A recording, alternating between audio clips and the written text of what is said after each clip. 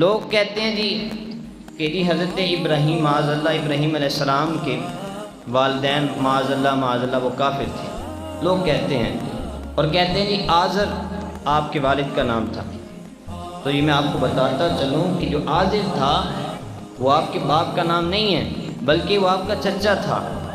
اب جب ہم نے یہ بات کی تو وہ کہنے لگے قرآن پاک میں اللہ تعالیٰ نے فرمایا ہے کہ آزر حضرت ابراہیم کا باپ ہے، عربی میں باپ اب کو کہتے ہیں، تو اللہ نے قرآن پاک میں اب فرمایا حضرت ابراہیم علیہ السلام کے جو ہے چچا ہیں ان کو اب فرمایا ہے۔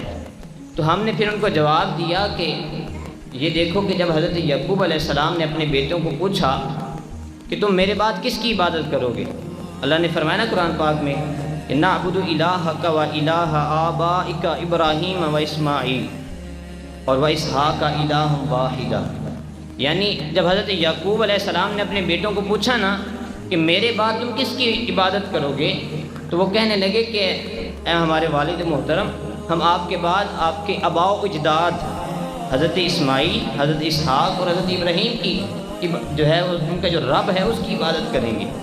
تو اب یہ دیکھیے یہاں آپ نے فرمایا اب لفظ آبائی کا ہے نا، اب کہتے ہیں عربی میں باپ کو، تو اب حضرت یعقوب کے جو بیٹے ہیں وہ حضرت اسماعیل وہ تو چچا لگتے تھے، ان کو بھی کہہ رہے ہیں اب ہمارے باپ، ابراہیم علیہ السلام جو کہ دادا ہیں ان کو بھی کہہ رہے ہیں ہمارے باپ۔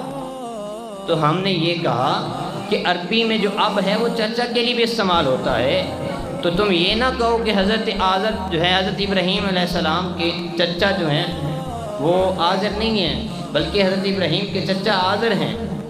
حضرت ابراہیم علیہ السلام کے والد کا نام تارخ تھا۔ کیا نام تھا؟ بلند آواز سے بولیے۔ تارخ تھا، اور وہ آپ کی ولادت سے پہلے ہی فوت ہو گئے تھے۔ تو اب بات یہ بتانا مقصود ہے کہ انبیاء کے والدین کافر نہیں ہو سکتے۔ مثال کے ساتھ سمجھاتا ہوں، میں نے ایک شخص کو کہا یہ جو تو نے انگور کھائے ہیں یہ انگور کے درخت پر نہیں لگے بلکہ کیکر پر لگے ہیں۔ تو وہ کہنے لگا کہ بھائی کیکر کے درخت پر کس طرح لگ سکتے ہیں انگور؟ تو میں نے کہا یہی تو بات تم کو سمجھانا چاہتا ہوں کہ جس طرح انگور وہ کیکر کے درخت پر نہیں لگ سکتا، اس طرح نبی بھی مشرکین میں سے پیدا نہیں ہو سکتا۔ نبی کے والدین جتنے بھی انبیاء گزرے ہیں وہ سارے کے سارے، وہ چاہے حضرت ابراہیم ہوں، وہ چاہے ہمارے نبی آقا دو جہاں جانے کائنات بہار کائنات ہوں، ان کے والدین وہ مسلمان تھے، وہ مسلمان تھے۔ تو یہ ہمارا عقیدہ ہے، ہم نے اپنا عقیدہ بھی ساتھ ساتھ درست کرنا ہے، ٹھیک ہے نا؟